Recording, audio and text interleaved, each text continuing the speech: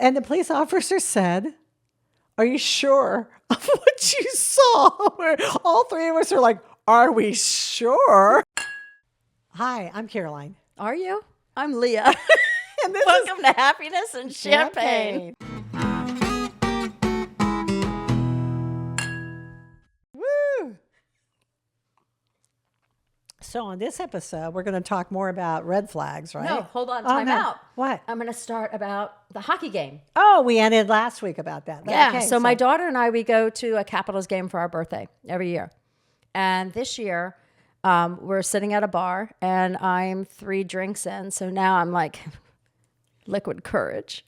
And there are these 5 girls sitting there. Well, 4. So I lean over. I warn my daughter first. I'm like, hey, I've got to do this. Like, I've got to promote my podcast. Meanwhile, this hot guy is sitting next to me. Like, there's 3 stools that were empty. He was sitting like right next to me. So anyway, I wasn't paying attention to him, but I'm talking loud like, everyone needs to listen to our podcast so that he can hear it and he'd start listening. So I leaned into these girls and I'm like, excuse me, but do you all listen to podcasts? And one girl's like, not really. Another one's like, sort of. And I'm like, I started a podcast. They all leaned in and they're like, wait, what? And so I started telling them about the podcast. And the one girl says, oh my gosh, my father passed away a few years ago and my mom just started dating. And she meets this guy on this dating site and they start dating for 2 months and she's starting to fall for him and finds out SOB is married. Typical. No, it's not always coming from someone that's been married for 100 years. So yes, it does happen. Yeah, it does. It does happen. And it just burst her mom's bubble. And she said, first of all, my mom would love to follow you. I'm going to have to tell my mom. She goes, but do you bring on guest speakers? Because I would love to come on your show and talk about some of my dating situations. Meanwhile, she sent her friend who was on the Metro the link to the website because she immediately joined on and sent this girl the website. She sees the title for episode 2 and goes, wow, that's a title. So she hones in on that episode. And she said she's laughing. She's, cracking up on the Metro. She gets to the bar and she's beelines it to her friends and looks at me and is like, wait a minute. You're the one on the podcast. And I'm like, yeah. Yay. So we got some new followers in that respect. But then my daughter and I go into the game. We're watching the game. We're leaving. Great game. The Caps won. They kicked butt. Oh. And we're coming down the escalator. And lo and behold, there are the 5 girls behind me. So I got a shot. I took a picture because I'm all about my photography. And they're like, yeah, we're totally going to follow you. So girl. Bam! We have to keep them coming. That's what they say. Say hi to them. Oh, hi. No, say hi to them. Say hi to them. Oh my gosh. I don't remember their names. Shout out to the girls that I met at the Mexican restaurant. Love you girls. I'm looking forward to connecting more. And with your mothers. Mother. Yes. Mother. Yeah. Yes. We have to give a shout out to absolutely. Our girls. Hey. Yeah. We'll bring you on and, have you come and tell your stories. Because these weird dating stories are happening to all ages. It honestly does. So going back to the last episode, women need to really be careful. They need to be cautious. And one of the dates I went on was a former police officer, which I'm very leery about. Although they're police officers, they have a network. And this gentleman was nice. He sent me a picture of his badge, sent me a picture of his driver's license. With all due respect, he was telling me, I just want you to feel comfortable because at the time I had surgery on my arm from riding a horse that was bucking. That's another story. But anyhow, I show up. I couldn't drive. So he shows up in his brand new Corvette and we go off to a winery and he gives me this book. I'm going to have to remember the name of it. I don't recall it, but it's something about fear and how it saved his life as a police officer. And he told me I needed to read this book and I needed to give it to every female that I know because it's it's learning how to dissect and pick up on odd behavior, like flaring of the nostrils. That means someone's upset, they're getting angry. It's just little things like that. So I'm in the process of reading the book right now. So I'll let you know. The Gift of Fear. Oh, that sounds interesting because I feel like I can really read people, but not everyone has that gift. No, and not only we can read people, but we are the type of people that believe in everyone's, honest and good-hearted. And when it comes to like some psychomaniacs, like whatever, maybe that's a little bit of a stretch, Yeah. but the gift of fear is learning to pick up on little traits. To listen to your intuition, because we really have that intuition. When your hair stands on the back of your neck and you're thinking, why? This person seems nice, but you should really listen to it. And I don't. I've got everyone do has that. 9 lives. I'm on my second cat. I believe that. I live No, life to women the are fullest. known to be too polite. You're supposed to, like, if you really are scared, you're supposed to start screaming. But we feel like, what if I'm wrong? What if my intuitions are wrong? Maybe this person's just having a bad day instead of really reacting and saying, get away from me, get away. If you're going alone to your car or something. Well, let me share a story with you when I was 10 years old. Oh, yeah, that's a bad one. Oh, you know it. Yes, I do. But share it with me anyhow. Let me share it with the audience. So at 10 years old, I was walking home and I was passing a park, and out of my peripheral vision, I saw a person walking.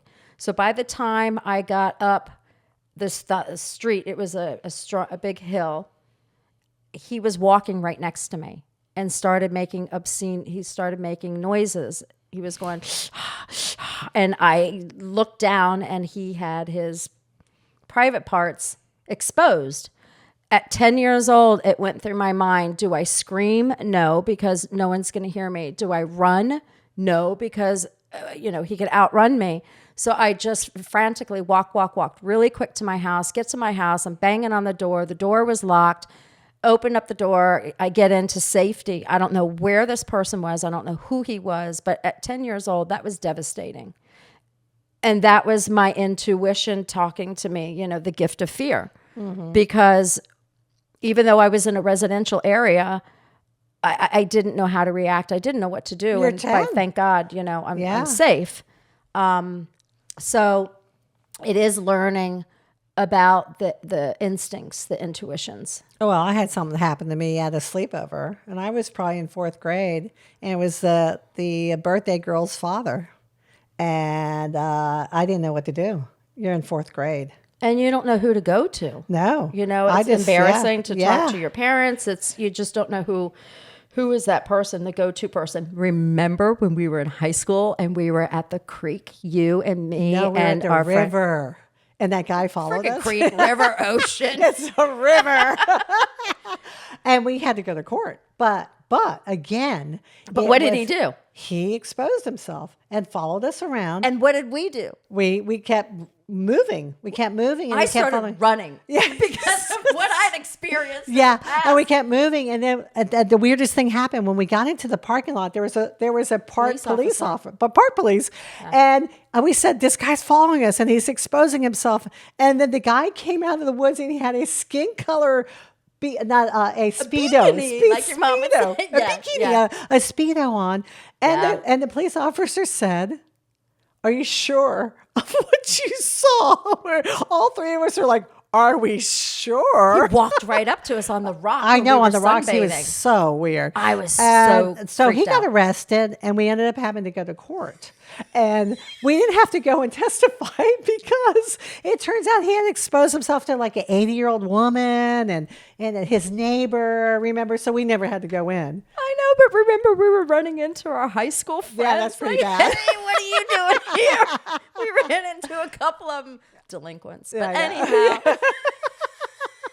anyhow. My mom didn't want me to testify. She was terrified. She's like, don't get involved. And I'm like, I am getting involved because I could be saving somebody. And she's like, please don't get involved, because she was so scared of he'll track us down and hurt the family. And I was the stubborn teenager who said, no, I'm getting involved. But the gift of fear, your mom was picking up on that. Yes. She And lived these are in the fear. things She that lived in women fear. have to do Yeah. when they are going on dates. You have to follow your intuition. If you feel that there's a red flag, please, ladies, follow that intuition and be aware of that. Like, the time that I was in the Keys and that gentleman was out of control, I had to FaceTime my friend. Like, bring somebody in, or the time that we were getting kidnapped in Mexico. That's a whole different story. Yeah. But you popped up and you started taking pictures of the driver, of the radio station, of things around us and sending them to your daughter. Now, we could have disappeared, but Yeah. But it worked. it did work. It did work. So, Thank God. Again, another life Yeah. taken off that 9 Yeah. lives. But so red flags. There are a lot of red flags. And as women, we're set in our ways the older we get. So it's, how do you find someone that you're going to get along with when you're older, because they are so set in their ways. Maybe they like to watch sports all day and you like to go hiking. There's certain things. So what are you willing to put up with? I'm a chameleon. But that's not always good. And that's why you, as my best friend, have kept me on a straight line, as well as Ali, my therapist.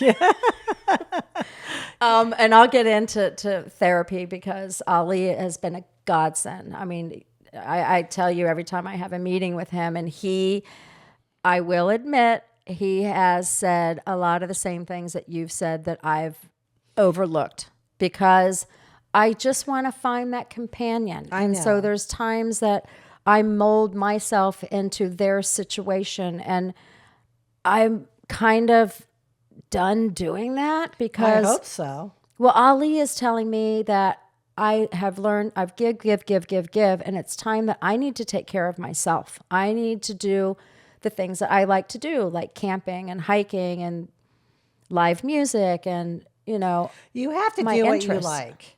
I mean, I know that you have, you need to give to someone else, but you've totally changed for other people. I have. And Although I'm in denial at times. Yes, until you are. call me out on my BS. I'm like, wait, you don't like that? Yes, I do. No, you don't. I like it now. You like it now? No, you don't. No, you're Yeah. right. You're right. And it's so, hard though. And that's why I love Ali. I've never met him, and we hope to have him as a guest. We will. We're going to have him as a guest, because I just think, go Ali, tell her, because I've been telling her for years. She won't listen to me, but she'll listen to you because she's paying you. Well, not only that, but Yeah. the funny thing with Ali is I believe he honestly wants the best for me. Yes. So he's asked me to bring in the guys that I'm dating. And I love I've that. brought in 2. And guess Told what? me to run. Both times that she ran, within 24 hours, you ran. Didn't you? Both dates. Well, he was surprised, because then the next time I saw him, he's like, "So how's it going?" I'm like, "Oh, it's done." And he's like, "Wait, what?" I'm like, "Yeah, I don't mess around." I mean, like you keep saying, I have no time to lose. You have no time to lose. We're not getting any younger, Leah. See, that's the shit I put up with. But she's right. Yeah. You are. You're honestly, you're right. And I tend to just, I don't know. It's hard after being in such a long marriage and such a long relationship to scoot out and be independent and start over again. And that's the tough part. Well, I want to commend you on something. Not all women at our age can go out, and you've had numerous dates and dating opportunities, but there are a lot of women who try as hard as you and they don't. And I think it's partly because you're wonderful and you have a great personality and you make it really easy to talk. We're easy to talk to. That's why let's talk. Yeah. And so men are always really comfortable around you. Again, you sort of blend into whatever they're talking about and you're interested. Yes. And learning and hearing all about them, and you want to hear, and hopefully they'll ask you a question or two, because sometimes they haven't. It's all about them. So getting back to the hockey game. Yeah, Okay. here we go. Hockey. If anybody's into hockey, I'm your girl. Yes. So I meet this gentleman online and we go out on a date to a a restaurant that he suggested in my hometown, and it used to be an old hospital on a dairy farm. So it was near and dear to my heart. So I show up early. He shows up. We hit it off, apparently. He says to me, I've never done this before, but I'd like to ask you out. Do you want to go to a hockey game? And I almost jumped out of my seat. I'm like, oh, hell yeah. Like, I am in. He's like, these seats are really good, which they were. They were center ice, maybe 14 rows back. So they were great seats. And he took the time to book a nice restaurant. He knew his wine. So I enjoy, or should I say, I respect a man that knows how to order a good bottle of wine. So I became a wine snob when I went to Napa Valley with my brother and sister-in-law and my ex-husband years ago. I was never a wine drinker, but after going to California, it's like, oh yeah, my palate went from Boone's Farm to, Hall Winery in Napa. Yeah.